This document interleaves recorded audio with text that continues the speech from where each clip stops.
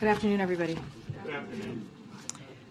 President Biden keeps his promises, and today he fulfilled a deeply important promise to bring Brittany Griner home to a family that loves her, a team that misses her, and a country that has marveled at her strength and courage.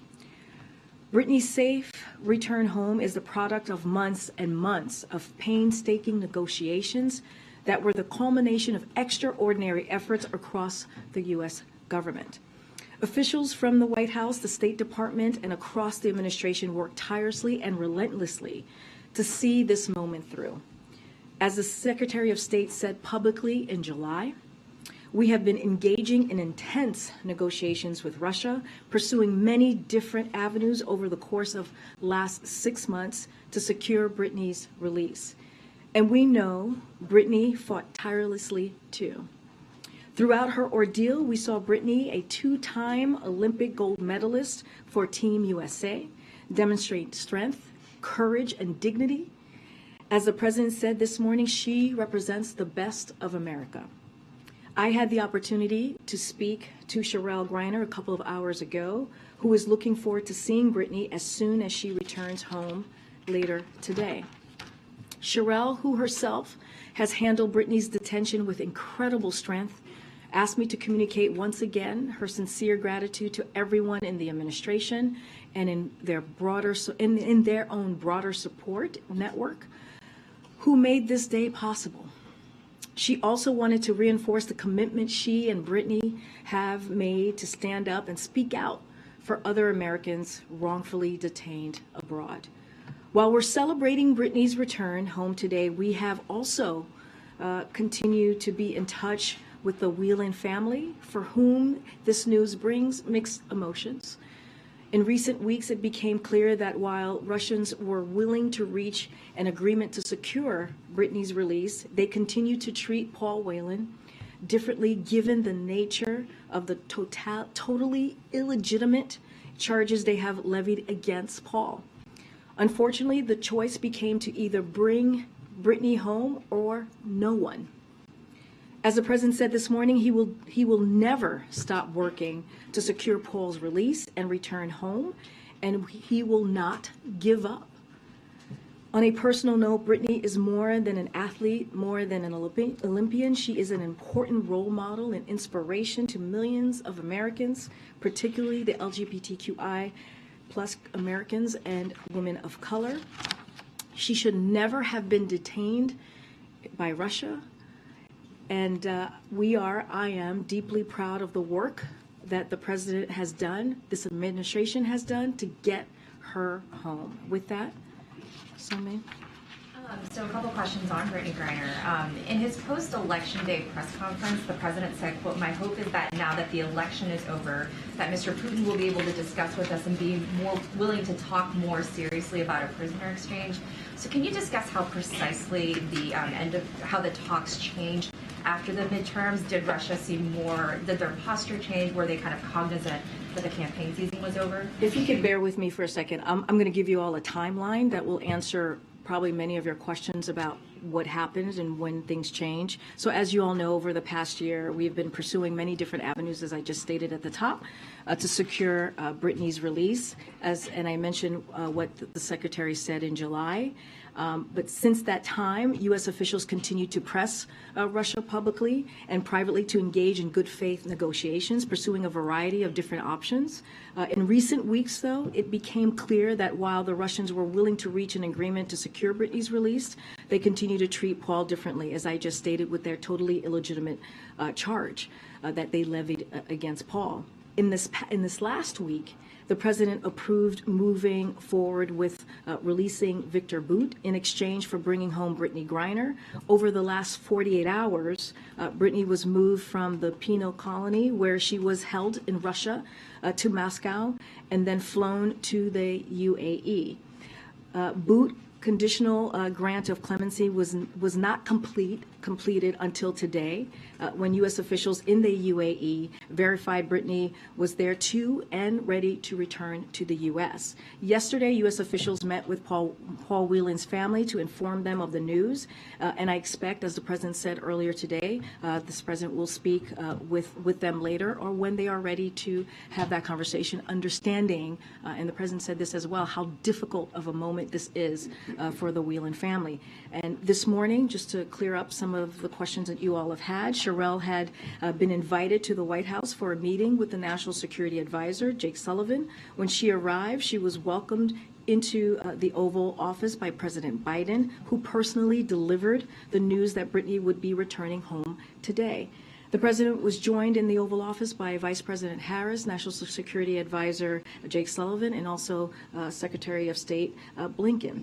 Once Brittany lands in the United States, she will be offered appropriate care and support from the U.S. government, including medical screenings as well.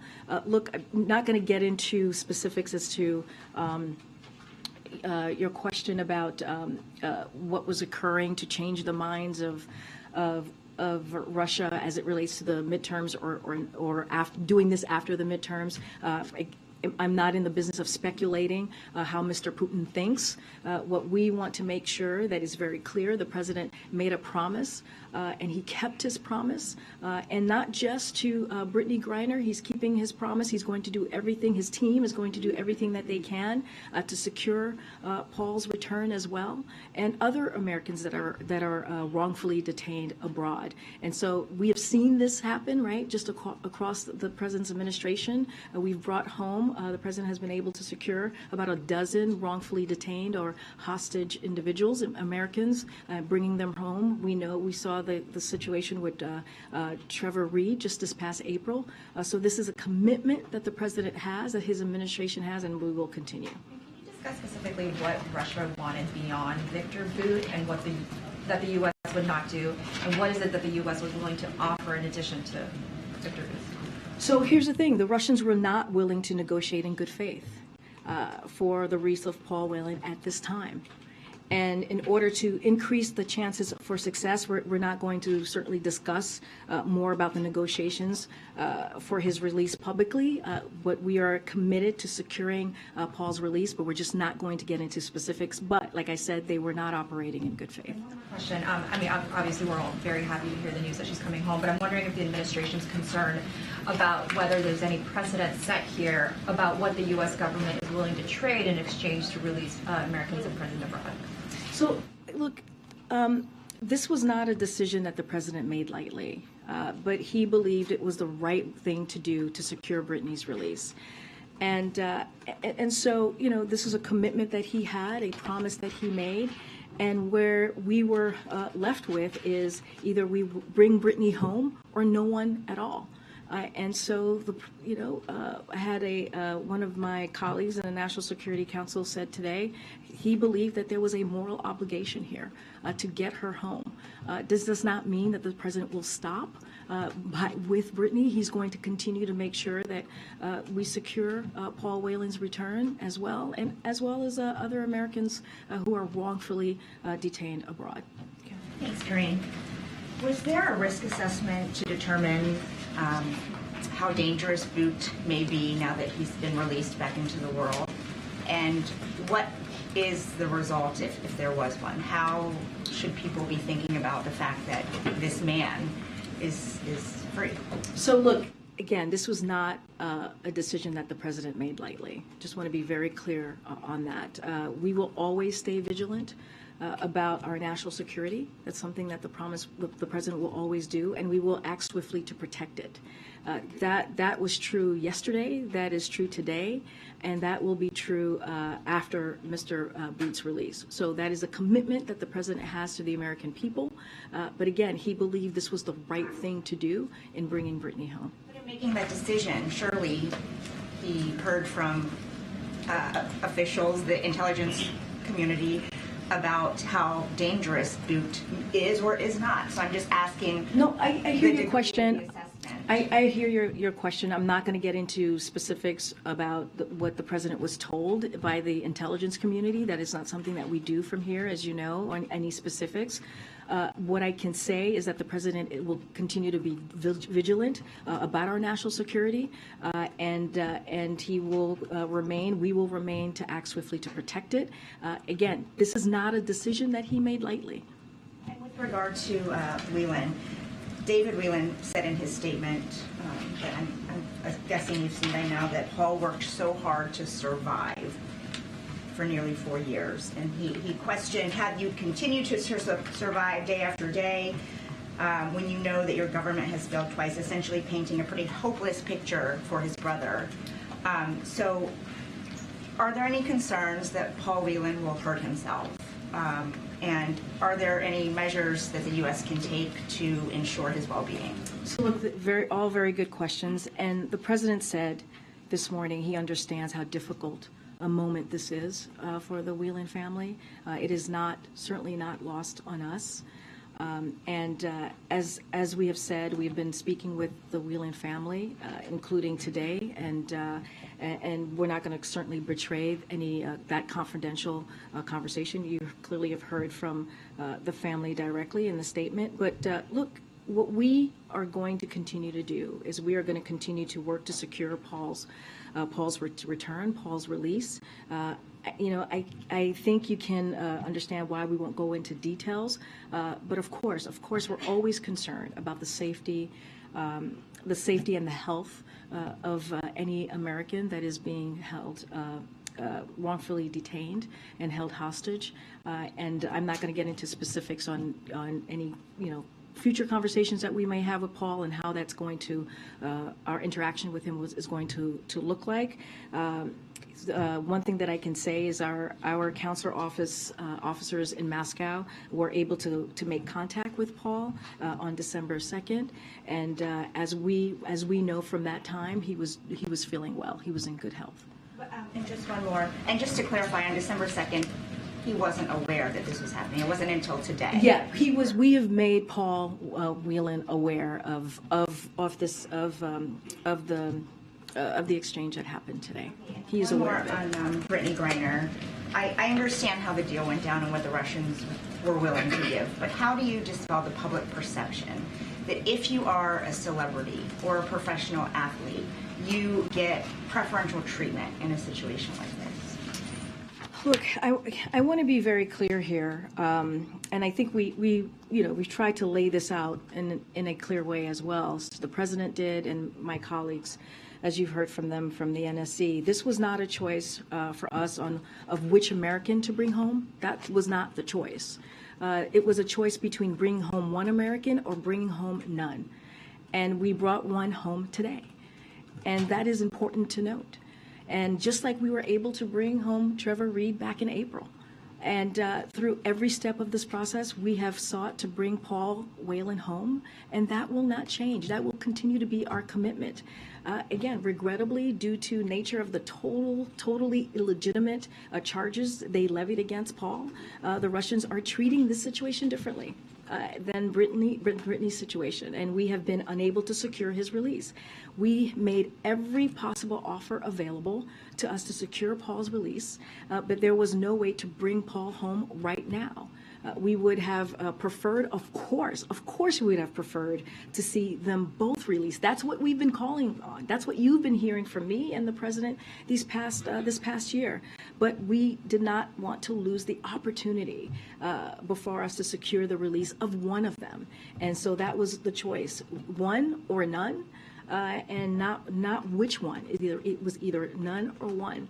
And so our efforts to bring Paul home will continue. It will not stop.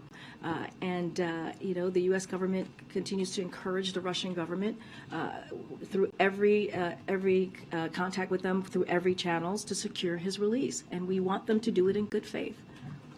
I want to get your reaction to Paul Whelan's own words in response to this. He told one of our colleagues that he doesn't understand why he's still sitting there, that he's greatly disappointed that more has not been done to secure his release. So can you respond directly to him? Can you assure him that you are in fact now doing everything you can. Look, I would refer you to the words of the president himself, right? This is something that we are committed to doing. And again, I'll repeat this because the president said this, and this is just repeating the president as well. It's like he understands how difficult a time this is for the family, Paul's family. He understands that. There are mixed emotions today for them.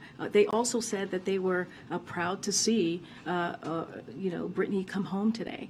And the president is going to do everything that he can, as we have seen him do many times across across the time, his tenure in the administration, to bring Paul home. And so this is a commitment that the president is giving to the family and to Americans. And does the president have any plans to speak with Whelan's family or to try and speak with Paul Whelan himself?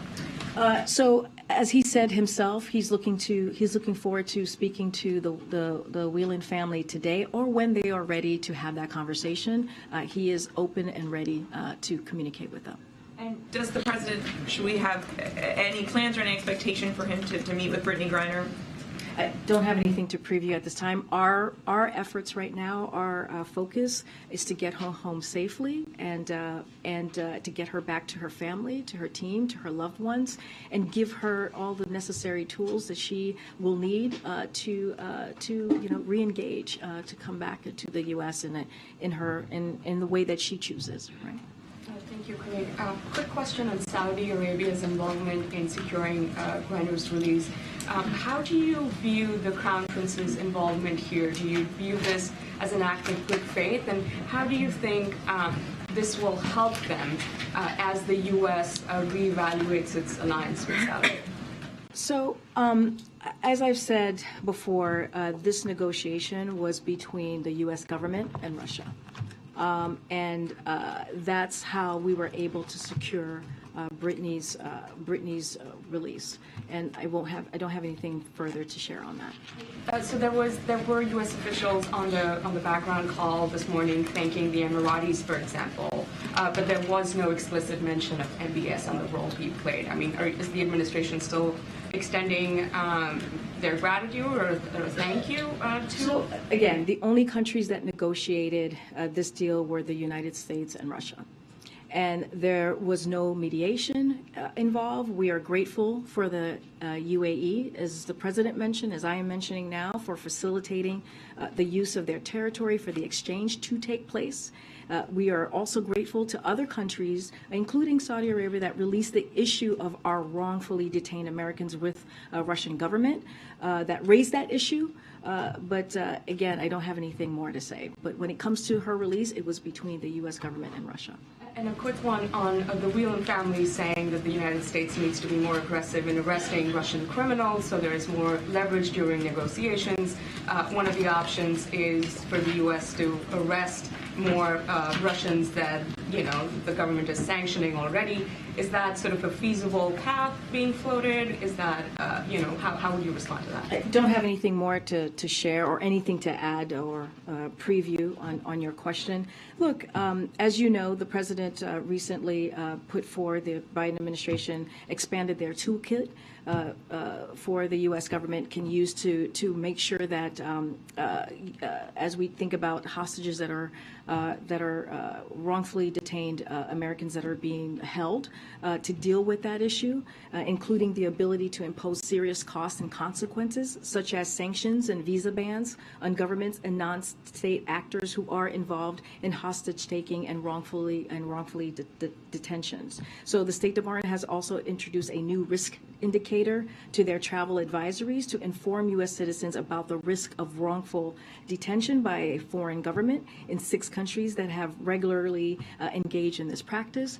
So clearly we have expanded our toolkit. We did that most recently, and so that is showing how important this issue of Americans being wrongfully detained abroad and held hostage is important to the president, and making sure that we bring them home, but also stop those actions that we're seeing from those countries. Go ahead. Just back to what Paul Whelan told my colleague earlier. He said, I don't understand why I am still sitting here.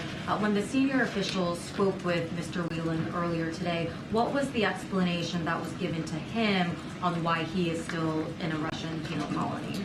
I mean, I laid it out. Paul Whelan is being treated differently. And because of a totally illegitimate charges that have been levied against him by the Russians. And, the Russians were not willing to negotiate in good faith for the release of Paul Whelan at this time. And that is the reality. That is what we've been sharing with all of you. But the president, again, is committed to securing Paul's return. Not going to get into details of negotiations or what that will look like, just because, as you could imagine, you all understand because of security reasons here. But again, this is something that we have worked on for the past several months, getting them both home. That is something that the president wanted to do, but this is what the Russians are doing. And so now we're going to continue to have those conversations and finding a way to bring him home. Can you clarify, when the Saudis say that the Crown Prince MBS was involved in mediation efforts to secure Griner's release, is that true? Look, I don't have anything else to share beyond of what I've said. I'll refer you again, let them speak for themselves, but I'm not going to comment beyond what I just laid out of what we saw, who we're thankful to, and what we saw the involvement. Again, but it was, the deal was negotiated. The only countries that actually negotiated this deal was the United States and Russia. I guess, do you make anything of the fact that they are saying that MBS was involved? I'm just not going to say more outside of what I just laid out. Okay, just a final one. Just revisiting Sungmin's question on just the precedent that this might possibly set. I guess, what would the president's message be to any foreign actor or rogue country that has watched all of this unfold and might be thinking, okay, so this was possible in this situation, so this is something that we might be able to pull off too? Look, Russia, and sadly Russia and other countries have already been willing to wrongfully detain U.S. citizens. This is something that has been occurring for some time, as you know. So we have been focused on how we can bring them home, and we make no apologies for that. And that's what you have seen us do today. That's what you've seen us do with Trevor Reed and others. And so, look, we're going to continue to put our efforts forward. We have, again, expanded our toolkit to make sure we do everything that we can to bring them home. But this is something that has been happening for some time now. But is there concern of this kind of precedent being set? Look, what I can say again, this is something that we have seen not just Russia and other countries continue to do. This is something that they've been willing to do, which is wrongfully detained U.S. Americans. We are going to do everything that we can to bring them home. We're not going to apologize about it. We are going to keep our commitment to bring American citizens, again, who are being wrongfully detained, who are being held hostage, back home safely to their families where they should be. Okay. Thanks. Does the White House have any indication that this negotiation is foundational and or could lead to greater communication with Russia up to and including about Ukraine? So look, this release culminated after an extraordinary amount of hard work by many people just across the U.S. government, as I just laid out early on, and our national security team, obviously. It was about securing Brittany's release, pure and simple. That's what this was about. That's what this particular action was about.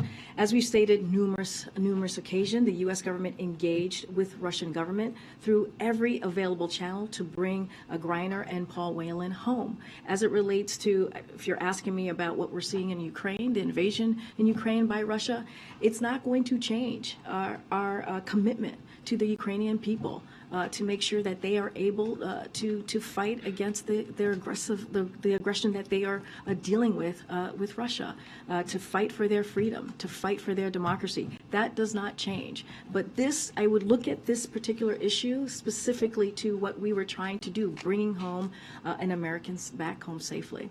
One more. The president indicated that he had talked to Brittany Griner. Can you give us any more details about that conversation, how long it was, what was talked about? Has he talked to her again since this morning? I don't have a new call, a conversation to read out to you at this time. We have basically has shared that this morning in the Oval Office, as I kind of gave a little bit of a timeline moments ago, when the president invited Sherelle Greiner into the Oval Office to let her know what was occurring today, that Brittany was coming home. They called, I think there's a photo out there that we tweeted. They called Brittany together along with the Vice President and Secretary Blinken, and we have shared with all of you that she was in good spirits. Don't have anything further to share, but yes, there was a conversation, I think we shared that earlier this morning, that he had with Brittany Griner when she was on her way here on the plane, when she was able to have communications to have that conversation with her wife, the President, the Vice President, and Secretary Blinken. Thanks. Just building on Clee's first question, it was a channel that worked, a channel of communication with the Russian government that was successful in reaching this agreement. Does the administration not think that that is an opportunity to make progress in other areas, whether it's Ukraine, whether it's arms? There's so many issues. Is that not an opportunity there, though? Look, totally understand the question about what else can we, what other avenues can we potentially go through after this, after securing Brittany's return home.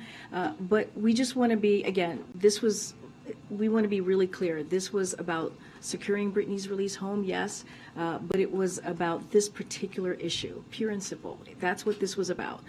Don't want to get ahead of any potential conversation about Ukraine. Don't want to get ahead of any conversation about arms deal. I know there's the new treaty out there. I know you all have questions about that.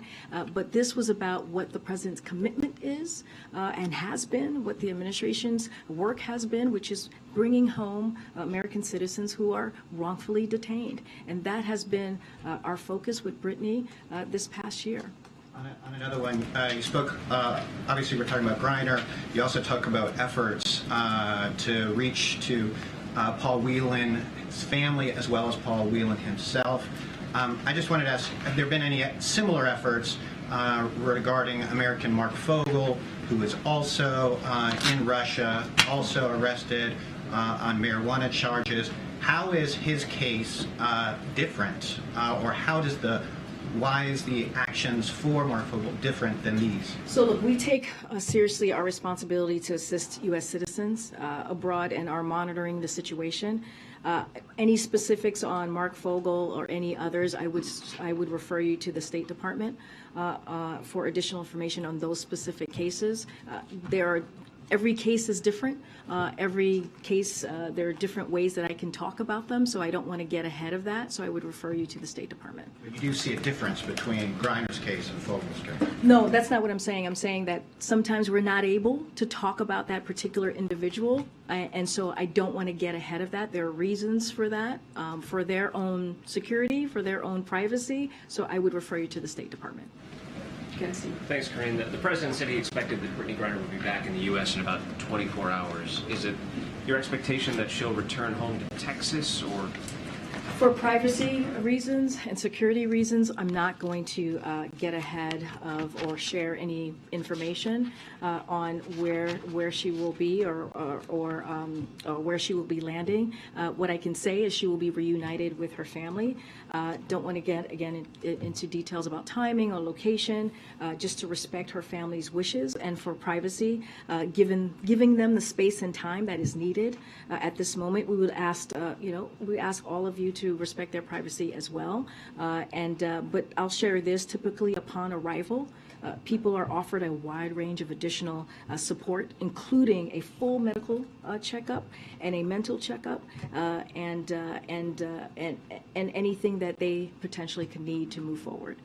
I want to ask you, as you know, there's some criticism of the release of Victor Bout, and I know you said the president doesn't take it lightly, he waited very carefully, but we are talking about a man who, when he was sentenced to 25 years, Preet Bharara, who at the time was the top federal prosecutor in New York, said that this was someone who had conspired to sell AK-47s that he knew would have been used to kill American drug agents. Law enforcement officials may not be happy with his release. What's the president's message to them and to others who say essentially that this was a bad deal, that this is a terrible man who has not fully paid his debt? So, look, negotiations for release of wrongful detainees are often very difficult. That's just a reality. In part because of the price that must be paid to bring Americans home to their loved ones, and in part because of immediate results can feel unfair or arbitrary, right, to your point. Victor Bout, who served 12 years in U.S. prison facilities after being convicted with due process, who was scheduled for release in 2029, has been allowed to return to Russia as part of this arrangement, as you all know.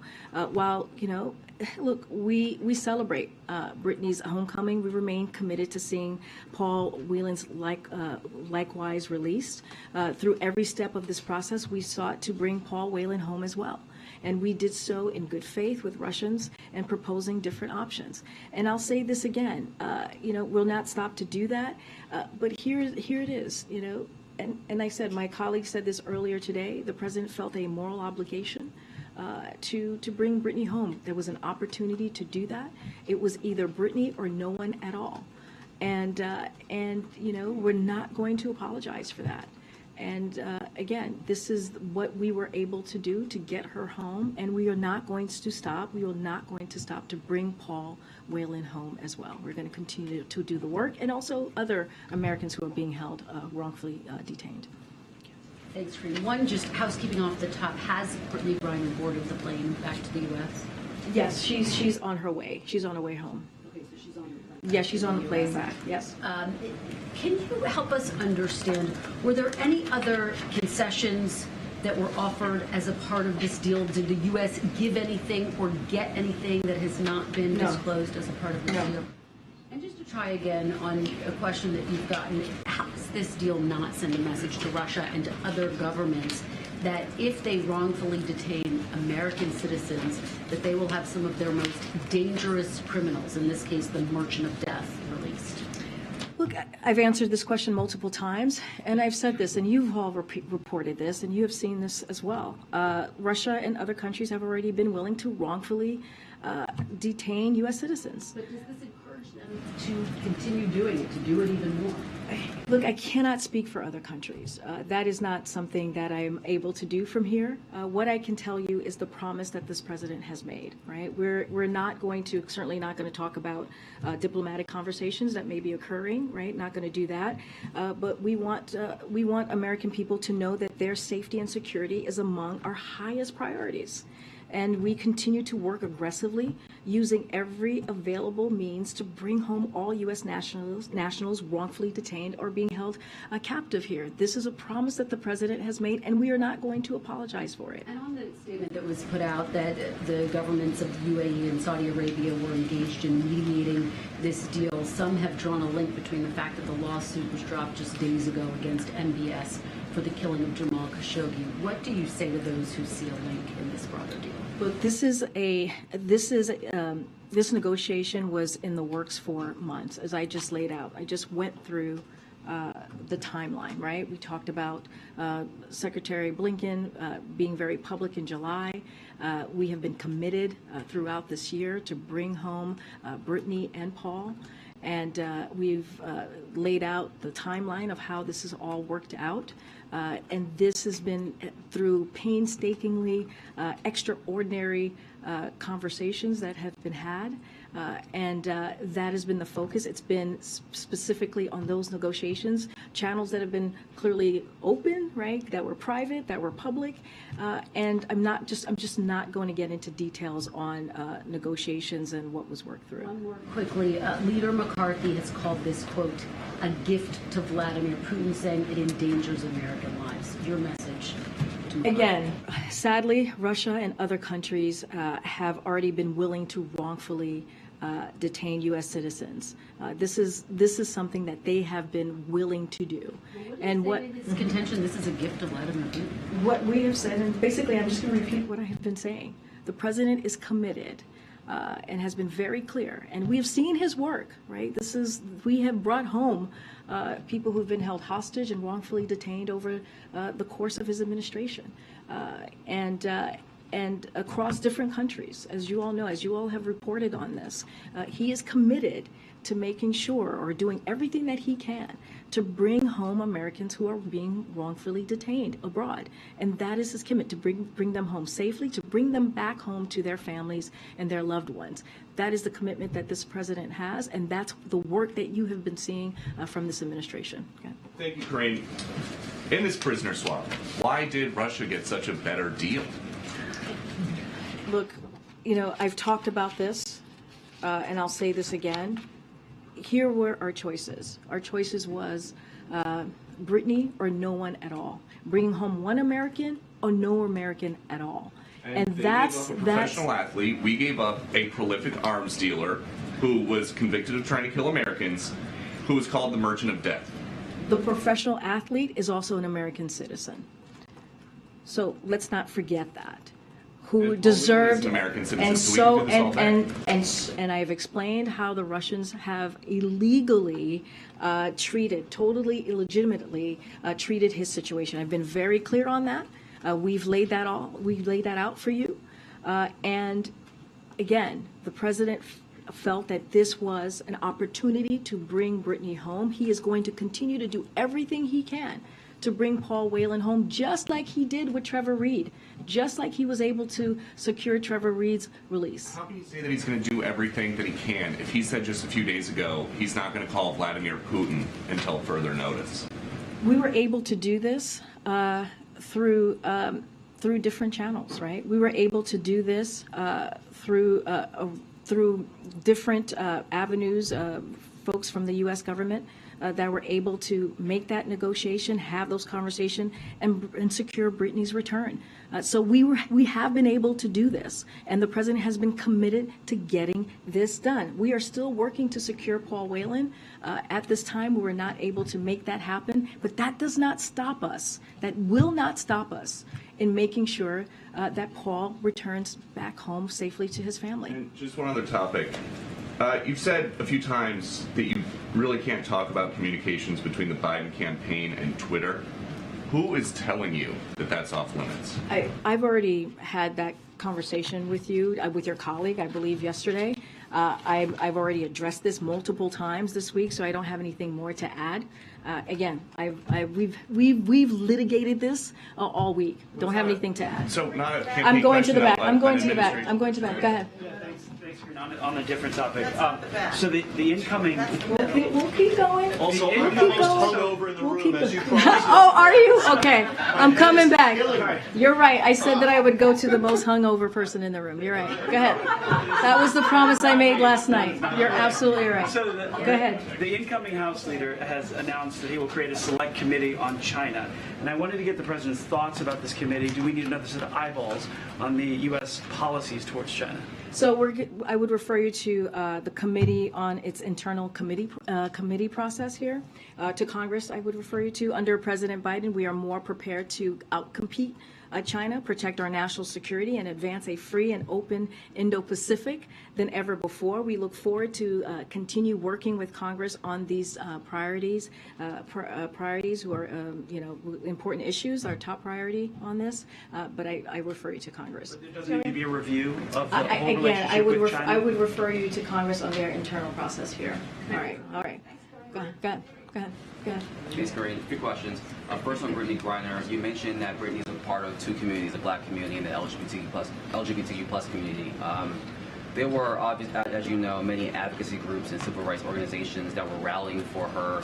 To what degree was that helpful or impactful to the administration's work to bring her home? So look, I will just refer to you to what Sherelle said. Sherelle Griner said at the podium earlier today, right in the Roosevelt Room. You saw her speak to the folks outside of her network, outside of the administration, who she applauded and thanked for their support. Yeah, does that matter? Of course that matters. But I want to be very clear as well. The president has been committed to this. He has shown his commitment just the past almost 2 years of his administration when it comes to bringing home Americans who have been wrongfully detained. That is something that you've seen his administration work through. So I'll leave it there. But I'll kind of relay what Sherelle said and what I repeated moments ago. And the GRIO learned that the administration has reached out to the families of victims of police violence and those who were killed by police officers to update them on the executive order that President Biden signed earlier this year in May. Do you have any update on the implementation of this executive order? So look, let me just start there. Passing the George Floyd Justice and Policing Act has been a priority for this president, and he's going to continue to work with Congress to get that done, to get this bill to his desk so he can sign it. At the same time, the entire administration, as you're asking me, remains committed to implementing the president's executive order to help strengthen public trust and public safety. Don't have anything specific to share with you, but we are committed to executing that. Thank you. Sorry, I'll look to the back. Thank you, Karine. The sister of Minaj Shagri, with an American-Iranian hostage in Tehran, gave an emotional interview this morning. She said she was thrilled for the release of Brittany Griner, but she's disappointed that neither the president nor Jake Sullivan met with her or her family. Can you say the name one more time? His name is Ahmad Shagri. He's an American-Iranian hostage. So some people accuse the White House of double standard. Why till now she was unable to meet with anybody in the White House? And what are you doing to release Americans who were held in Iranian jail till now? You're talking about Ibrahim Amaldi, or you're talking about someone else? I didn't hear the name. His name is Ahmad Shagri. Okay. And his sister is called Neda Shagri. Okay.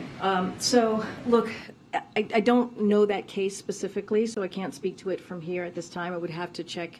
I would also refer you to the State Department to get an update on that particular situation. So don't want to get ahead of what the State Department might share. President and the White House. I understand. I completely understand your question. I would need to talk to the State Department or even refer you to the State Department on that specific case. Don't have anything to share with you at this time. What I can tell you is that the President is committed and continues to be committed in getting American citizens back home who are being held, who are wrongfully detained. I don't know the specific case, so can't speak to it, can't speak to where we are internally or any outreach that has occurred. Any update on the Americans held in Iran, hostages? I don't have an update for you at this time. I would refer you to the Department of State.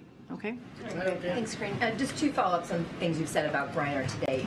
You've said a couple times that in recent weeks it's become clear that the Russians were willing to reach an agreement to secure Griner's release, but they continue to treat Whelan differently. When you say in recent weeks, do you mean after the midterm elections? I don't have the specific timeline for you. What I was able to share is in recent weeks. Don't have it 2 weeks, 3 weeks. I can just say for sure in recent weeks. But look, again, the president has worked tirelessly, and so has his administration to get wanting to get both of them home. We have said this over and over again, but regrettably, the Russians have treated Paul Whelan's situation very differently, in a totally illegitimate way, and so we're not operating in good faith. And we were left in a situation where it was either bringing Brittany home or no one at all. And so we took the opportunity of bringing Brittany home to her family and her friends, and we are going to continue to work. It's going to continue to keep it a priority to get Paul home. That made to my follow-up, which was you've also said the Russians are not operating in good faith. You said that a couple of times. What exactly do you mean by not operating in good faith? I'm not going to get into specific negotiations. All I can tell you, they were not able to operate in good faith at this time.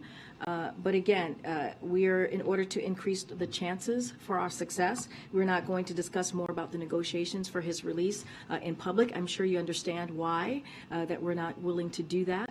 But again, we are going to continue to work very hard. The president is committed to this in securing Paul's return. Hey, Karine. Back on Mark Fogel for a second. He's doing a 14-year sentence for less than an ounce of pot. Would you say he's been wrongfully detained? There's some wrong classified that way. Again, I can't speak to any individual specific case at this time. I would refer you to the State Department. Everyone has a different classification. I don't want to get ahead of what the State Department is looking to move forward, or how their diplomatic conversations, or how they're looking to move forward with that particular person. But we want Americans to know that their safety and security is among our highest priorities. Again, I don't want to get into specific individuals from here. Has the Kremlin had to give any assurances somehow that he will not go back to arming despots? I'm not going to get into negotiations from here, what was discussed. But I'm not. But that's kind of part of the specific negotiations. I'm just not going to get into specifics from here. You were asked previously about the security assessment regarding Victor Bout, and you said that the United States would stay vigilant. It sounds like the administration still sees him as a security threat, no? We're saying the question is, and the question has been placed to us, is do we have security concerns, right? And what we have said is that the president did not make this decision lightly. Just want to make that very clear. But he believed this was the right thing to do to secure Brittany's release. And we are always going to stay vigilant. That is something, when it comes to our national security, that is something that the president and his administration will do, and we will swiftly act to protect it, to protect our national security. And that is true yesterday, that is true today, and that will be true after Mr. Bout's release. So that is a commitment that the president has made. So you still have security concerns? I'm not going to, I'm not the intelligence committee here, so I'm not going to get into any intelligence about that particular individual. What I could tell you is our commitment and how this was not a decision that the president made lightly. And then on a different topic, amidst protests in China against the CCP, and after Apple changed its AirDrop feature for Chinese iPhone users, why was Tim Cook seated at the head table during the last state dinner here at the White House? I don't have any specifics on who was invited, why they were invited. Don't have that to share with you. As you know, Tim Cook was also in Phoenix, Arizona, when the president was talking about the CHIPS and Science Act, made a very important announcement. Remember, the president's priority here has been and continues to be, as he is pushing his economic priorities, is to make sure that we're creating manufacturing jobs right here in the U.S. And we have seen more than 700,000 manufacturing jobs created under this president, and it is important. It is going to change the lives of Americans across the country. And we've heard from everyday people in Arizona talking about how the announcement that the president made is going to do that, how the CHIPS and Science Act is changing the lives of Americans. I'm not going to speak to every specific individual invites that was made last week. Thank you. As the year comes to an end, how do you see the relationship between U.S. and India in this year, 2022? Say that again. As this year comes to an end now, how do you see the relationship between the two countries, India and U.S., in 2022? So we see the U.S. relationship with India is strong. That's what we believe. We see it as a strong relationship. President Biden and all levels of U.S. government are in touch with our Indian partners. Or their counterparts. We are grateful for their leadership at the last G20 and look forward to working closely with India as their new chair of the G20. So we also look forward to continue working with India on a range of important regional and global issues as well. But you don't have a U.S. ambassador to India for more than about 2 years now. What's the status on that? When can you have an ambassador there? So look, as Secretary Blinken spoke to this very recently, and we have a crucial, and as I just stated, a consequential relationship with India. We continue to seek the confirmation of Mayor Garcetti. We want to see that happen quickly. Who, as you know, was voted out of committee with strong bipartisan support to serve as ambassador to India. And so we will continue we don't have any updates on timing, but we'll continue to push that forward. One final one. President has quite often spoken about people-to-people relationship between India and U.S. And right now, the visa wait time period for people in India at the U.S. Embassy and Consulate is more than 1,000 days. I think this is historic in nature. Is the president aware about it? What's this administration doing to address this? So I can say that the Biden administration is aware of the issues. While we have made great strides, as you know, because you cover this very closely, in recovering from the pandemic-related closures and staffing challenges, we are still working to respond to the significant demand of these visa services. That is something that we will continue to do. We are successfully lowering visa interview wait times. That's around the world. And we've doubled our hiring of U.S. Foreign Service personnel to do this important work. Visa processing is recovering faster than projected. And this year we expect to reach pre-pandemic processing levels. And any specifics or more about the visa process, I would refer you to the State Department on that. Go ahead. Can you take a question on the U.S.-Africa Summit? Can you take a question on the U.S.-Africa Summit? Karine, why is it so hard to take a question on the U.S.-Africa Summit when the president is leading 50 African leaders, the biggest gathering of leaders of his administration? Why is it hard for you to give me a question? It is not hard. I've answered. Would you let me answer the question, or are you going to? Okay. Okay. I'm trying to answer your question. Go ahead, sir. Go ahead. I just tried. You wouldn't let me. Go ahead. I just tried, and you would not let me, sir. So your colleague is going to ask a question. Go ahead. No, I literally just tried to answer your question. You shut me down. So now your colleague is going to.